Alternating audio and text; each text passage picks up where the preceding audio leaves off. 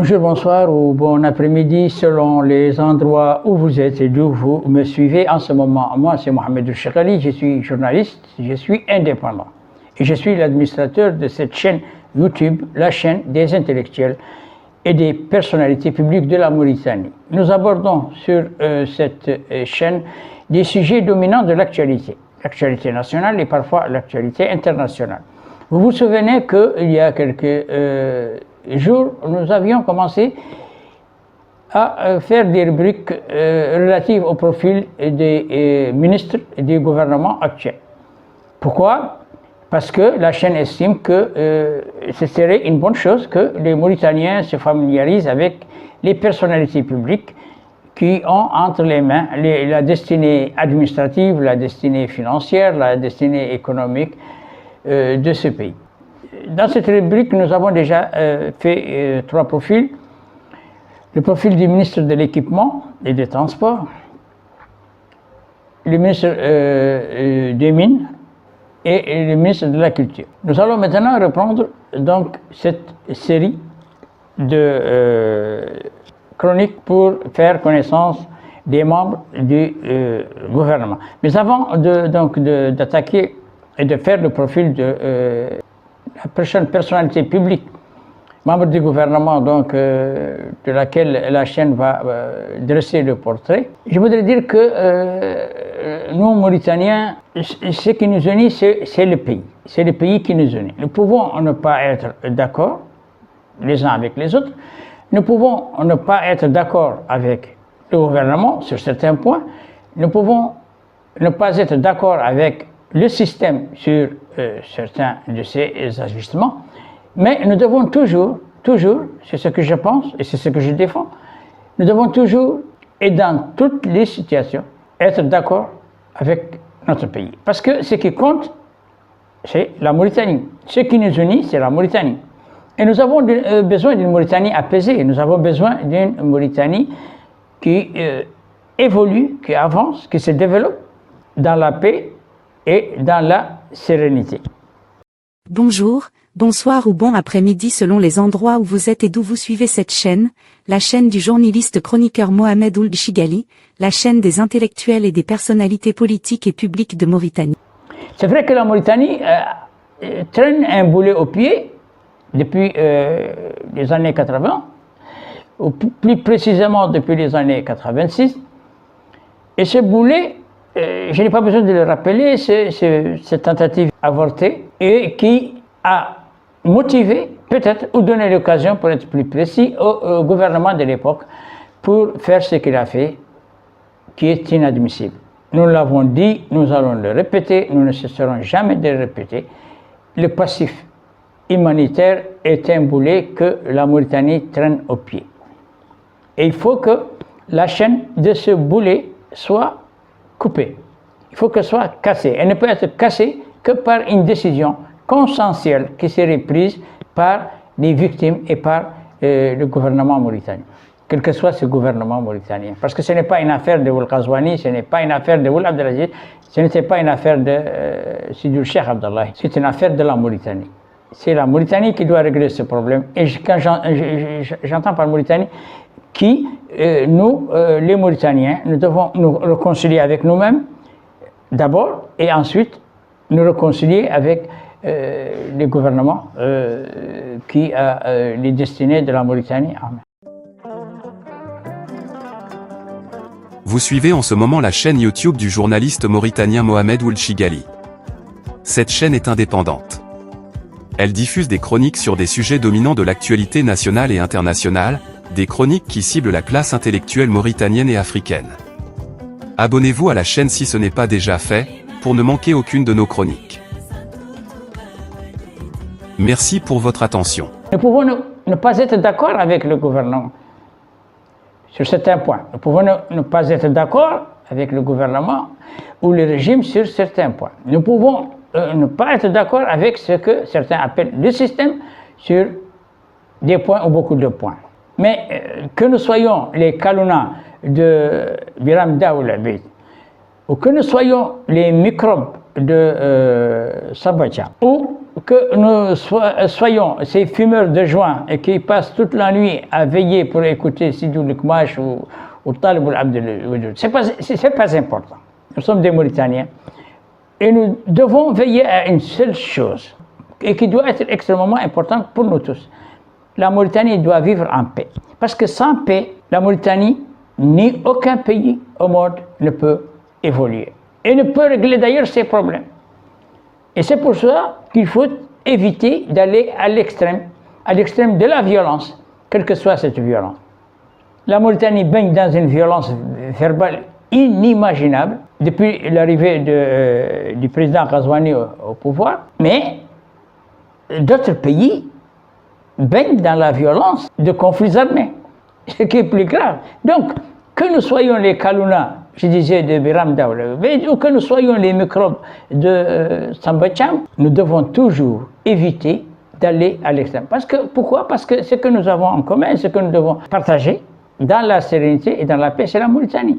Et la Mauritanie ne sera que ce que nous allons nous faire de la Mauritanie. Et ce que nous allons faire de la Mauritanie, nous devons tous avoir en conscience qu'il faut éviter de faire de la Mauritanie ce qu'était devenu la Libye, ce qu'était devenu l'Irak, ce qu'était devenu la Syrie, ce qui est devenu le Soudan, et ce qui aujourd'hui sont devenus les pays qui sont à côté ou dans le même découpage géopolitique du continent africain auquel nous appartenons. Parce que la Mauritanie, ce n'est pas une question de Ould Ghazouani, la Mauritanie, ce n'est pas une question de Mohamed Ould Abdelaziz, la Mauritanie, ce n'est pas une question de Sidi Ould Cheikh Abdallah, rahmatullah alayna wa alayhi, ce n'est pas une question de Ali Ould Mohamed Val ou de Mokhtar Ould Dadda. Ce n'est pas non plus une affaire de Ould Taya. Ould Taya a fait mal à la Mauritanie, il a laissé une plaie ouverte, béante ici, mais il est parti. Mais la Mauritanie reste, et la Mauritanie, c'est nous qui devons chercher à régler ces problèmes. Je voudrais, avant de présenter la personnalité publique, donc membre du gouvernement auquel sera consacrée cette rubrique, dire que je remercie sincèrement tous les abonnés de cette chaîne, surtout ceux de l'île Maurice et ceux de l'Australie. Je leur suis très très reconnaissant parce qu'ils me soutiennent dans ce que je fais, malgré que j'ai eu des difficultés et comme vous le voyez, j'ai été bloqué à un niveau d'abonnés de la chaîne. Et elle a été fermée et la nouvelle chaîne commence donc avec ses abonnés. C'est pourquoi il est important que vous vous abonnez, que ceux qui veulent aider cette chaîne à vivre s'abonnent à la chaîne en cliquant sur la cloche. Donc je rappelle que je suis Mohamed Ould Cheikh Ali, que cette chaîne est la chaîne YouTube Cheikh Ali. Je suis indépendant et la chaîne est indépendante. L'indépendance de cette chaîne est parfois mise en doute par certains Mauritaniens ou certains abonnés de la chaîne. Ils la mettent en doute à cause de mes réactions sur certains problèmes ou mes positions par rapport à certaines questions d'intérêt national. Alors là, je voudrais être très clair. Moi, je suis Mohamed Ould Cheikh Ali, je suis journaliste indépendant. Mais ce que je n'ai jamais dit et je vais le dire aujourd'hui, je suis avant tout un républicain. Je suis journaliste républicain. Un journaliste républicain, cela veut dire que, selon ma compréhension, un journaliste qui est indépendant, qui peut être indépendant, mais pour qui, avant tout, compte le pays. Parce que moi, tout ce qui touche de près ou de loin au problème de la sécurité de mon pays, au problème de la cohésion de mon pays, je ne vais pas sur ce terrain-là. Je ne soutiens pas ceux qui critiquent la Mauritanie, parce que c'est des gens qui veulent critiquer la Mauritanie simplement pour se faire une personnalité publique au-delà de nos frontières et faire croire que c'est des leaders politiques, alors qu'ils baignent dans l'utopie. Ils baignent dans l'utopie parce qu'ils ne vaincront jamais. La Mauritanie restera, eux, ils partiront, qui qu'ils soient. Qui qu'ils soient, ils partiront et la Mauritanie restera. Et nous, je parle de nous, de ma génération, il ne reste pas long à vivre. Nous devons laisser en héritage une Mauritanie unie, prospère et où il fait bon de vivre. Quand je dis où il fait bon de vivre, nous tous, que nous soyons Soninké, que nous soyons Wolof, que nous soyons Polar, que nous soyons Maure de toutes les couleurs. Nous devons veiller à ce que la Mauritanie vive et que la Mauritanie reste ce qu'elle est. Et nous devons la laisser à nos générations futures, nous devons la laisser une Mauritanie unis. Nous devons régler nos divergences, régler les problèmes qui créent nos problèmes et ne jamais avoir peur d'aborder les sujets qui fâchent. Parce que rien ne fâche, aucun sujet ne doit fâcher si le sujet abordé est abordé pour trouver des solutions aux problèmes qui se posent pour notre pays.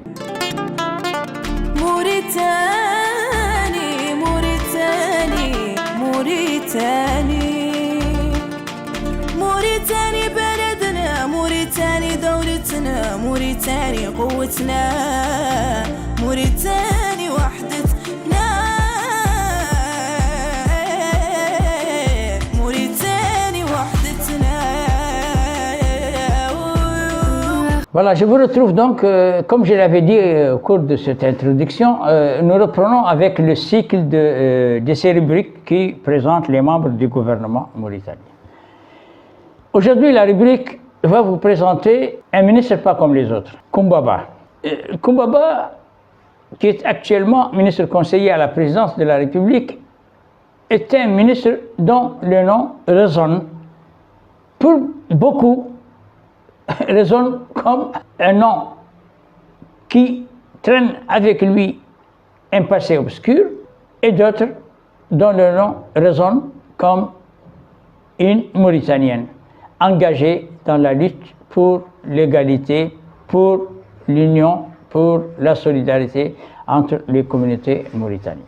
Mais moi-même, qui suis en train de vous parler, je connais très mal, ou je connaissais très mal Koumbaba. Je connaissais très mal Koumbaba et j'ai jugé Koumbaba à partir de cet événement que vous connaissez tous, ce qu'on a appelé les mâles de Koumba. Les mâles de Koumba, on ne reviendra pas sur le sujet. Malheureusement, cette femme, par accident de circonstance, a été mêlée dans une affaire à laquelle elle n'est attachée ni de près ni de loin.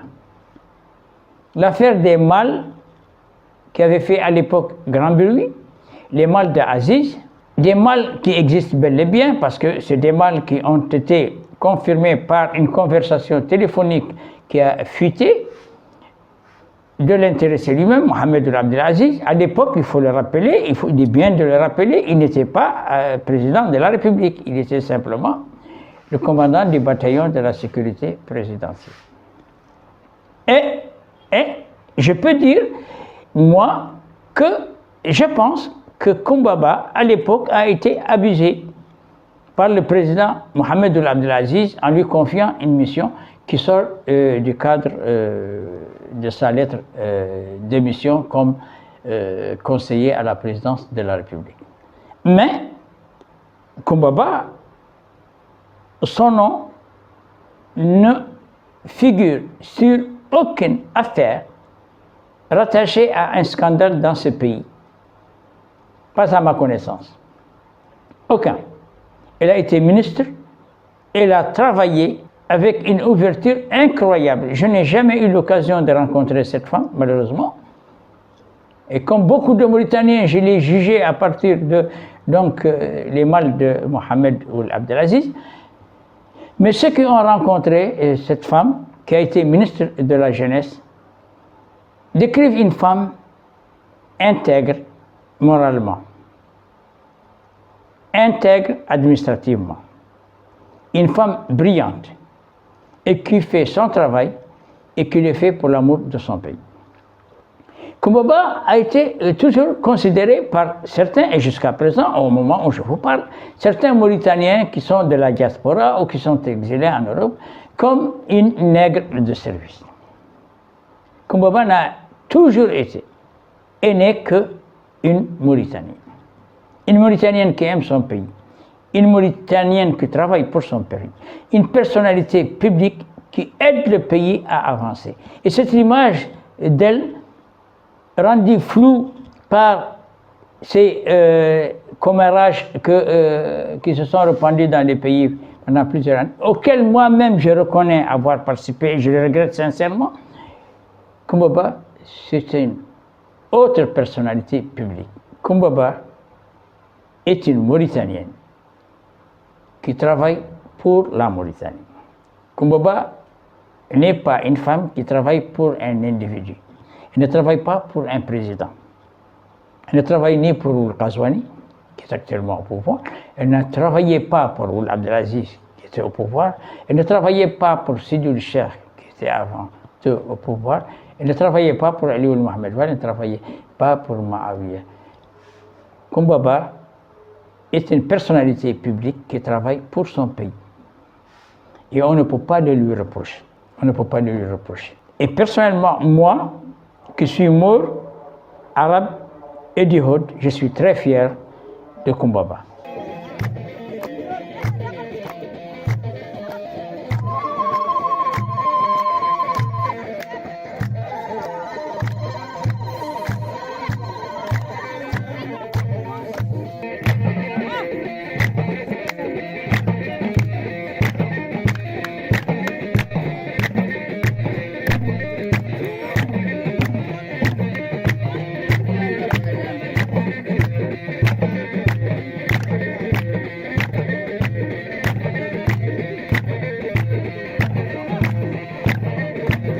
Titulaire d'un doctorat d'études épidémiologiques des affections bucco-dentaires, cette femme née au Gorgol dans un département où Mor, Aratin et Poular sont confondus dans un vivre ensemble hérité de générations qui se sont succédées dans la fraternité et la solidarité, Koumba Ba joue au ping-pong dans les fonctions entre les départements ministériels et la présidence de la République.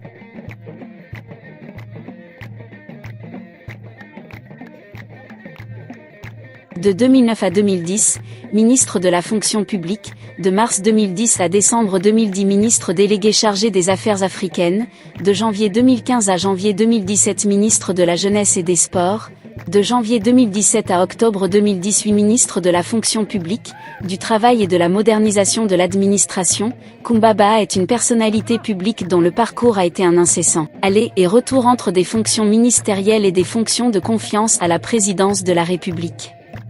Pour beaucoup de Mauritaniens, Koumba Ba n'est qu'un valet du régime ou plutôt des régimes.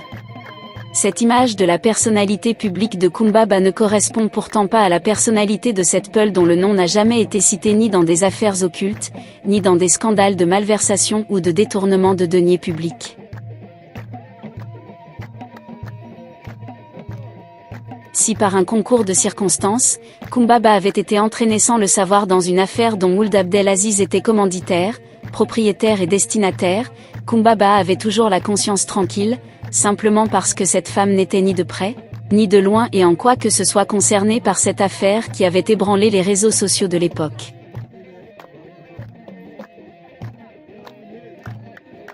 Ambassadeur extraordinaire et plénipotentiaire de la présidence de la République pour les affaires africaines, Koumba Ba est une personnalité publique très connue et très respectée sur le continent africain.